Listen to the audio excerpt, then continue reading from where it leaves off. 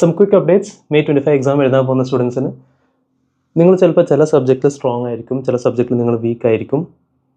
There is nothing wrong in okay നിങ്ങൾ ആ strong ആയിട്ടുള്ള സബ്ജക്റ്റിൽ നിങ്ങൾക്ക് ഹൈ മാർക്സ് സ്കോർ ചെയ്യുക, അതിനുള്ള പ്രിപ്പറേഷൻ കാര്യങ്ങളൊക്കെ ചെയ്യുക.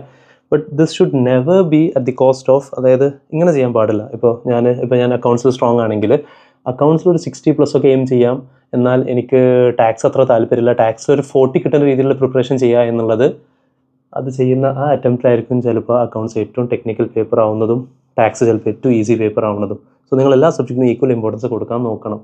ലൈക്ക് ഐ സെഡ്, നിങ്ങളെ സബ്ജക്റ്റിൻ്റെ സ്ട്രെങ്ത്ത് നിങ്ങൾക്ക് ചിലപ്പോൾ പ്രിപ്പറേഷൻ്റെ സമയത്ത്, ഇപ്പോൾ നിങ്ങളിപ്പോൾ ഒരു 10 ദിവസമാണ് ഒരു സബ്ജക്റ്റിന് അലോട്ട് ചെയ്തതെങ്കിൽ നിങ്ങൾക്ക് നല്ല കംഫർട്ടബിൾ ആയ സബ്ജക്റ്റിൽ മേ ബി ഒരു 7 days അലോട്ട് ചെയ്ത് ആ എക്സ്ട്രാ കിട്ടിയ 3 days ഈ വീക്കായിട്ടുള്ള സബ്ജക്റ്റിലേക്ക് അലോക്കേറ്റ് ചെയ്യാൻ നോക്കുക.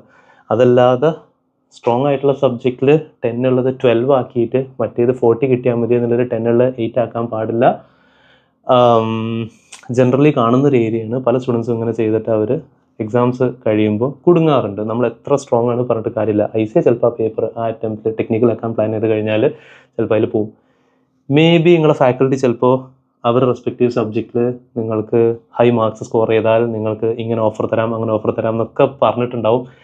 Yes, with all due respect to all the faculty, നല്ലത് തന്നെയാണ്. അത് സ്കോർ ചെയ്ത് കഴിഞ്ഞാൽ definitely grab your gifts and whatever. പക്ഷേ അതിന് ഫോക്കസ് ചെയ്തിട്ട് നിങ്ങൾ ആ അൾട്ടിമേറ്റ് പേർപ്പസ്, ഈ കോഴ്സിൻ്റെ പേർപ്പസ് നിങ്ങൾ മറന്നു പോകാൻ പാടില്ല കേട്ടോ.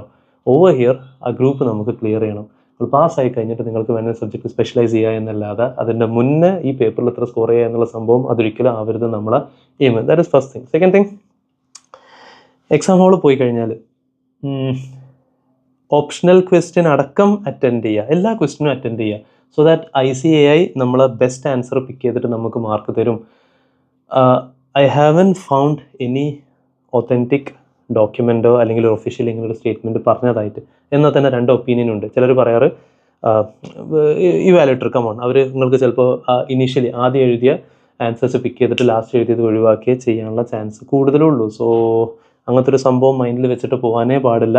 ഫസ്റ്റ് ഓഫ് ഓൾ അതിനൊന്നും നിങ്ങൾക്ക് സമയം ഉണ്ടാവില്ല, ഓൾറെഡി പേപ്പർ ലെങ്തി ആവും. ആ ഒരു എക്സ്പെക്ടേഷൻ വേണം പോവുക. ആൻഡ് എസ്പെഷ്യലി ഇപ്പോഴൊക്കെ ക്വസ്റ്റ്യൻസ് ചെറുതാക്കിയിട്ട് മാർക്സ്, ഓരോ ക്വസ്റ്റ്യൻ്റെ മാർക്ക് കുറച്ചിട്ട് നമ്പർ ഓഫ് ക്വസ്റ്റ്യൻസ് കൂട്ടിയിട്ടിരിക്കുകയാണ്. സോ ഓൾവേസ് ആ ഓപ്ഷണൽ ഏതാ എന്നുള്ളത്, നിങ്ങൾ ആ സ്കിപ്പ് ചെയ്യാൻ പോകുന്നത് ഏതാണെന്നൊക്കെ നമ്മൾ കൂൾ ഓഫ് ടൈമിൽ റെഡി ആക്കിയിട്ട് ആൻഡ് റിക്വയർഡ് ആയിട്ടുള്ള ക്വസ്റ്റ്യൻസ് മാത്രം അറ്റൻഡ് ചെയ്യുക.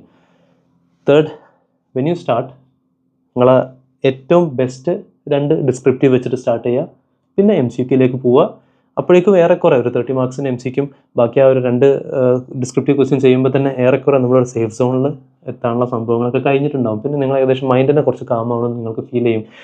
റാദർ ദാൻ ഇപ്പോൾ പലരും MCQ വെച്ചിട്ട് സ്റ്റാർട്ട് ചെയ്യാറുണ്ട്. ഞാൻ തന്നെ ഇനീഷ്യലി പണ്ടൊക്കെ അത് സജസ്റ്റ് ചെയ്യാറുണ്ടായിരുന്നു. പക്ഷേ ഇപ്പോഴത്തെ MCQ ഭയങ്കര ട്രിക്കിയാണ്. പലപ്പോഴും കുറേ ടൈം വേസ്റ്റ് ആയി പോകുന്ന സിറ്റുവേഷൻസ് ഉണ്ട്. അപ്പോൾ MCQ വെച്ച് സ്റ്റാർട്ട് ചെയ്ത് കഴിഞ്ഞാൽ നിങ്ങൾക്ക് തന്നെ ഒരു ടൈമിൽ കൺട്രോൾ ഇല്ലാതെ കുറേ ടൈം അതിൽ സ്പെൻഡ് ചെയ്ത് പോകും. പിന്നെ ഡിസ്ക്രിപ്റ്റീവ് നിങ്ങൾക്ക് സഫീഷ്യൻറ്റ് ടൈം കിട്ടണം എന്നില്ല. That was another thing. And നമ്മൾ സാധാരണ ഓരോ സബ്ജക്റ്റിനും 3 RTP, നിങ്ങളെ അറ്റംപ്റ്റും കഴിഞ്ഞ ഒരു 2 അറ്റംപ്റ്റ് RTP പ്രാക്ടീസ് ചെയ്യുക എന്ന് പറയാറുണ്ട്. Give it A try.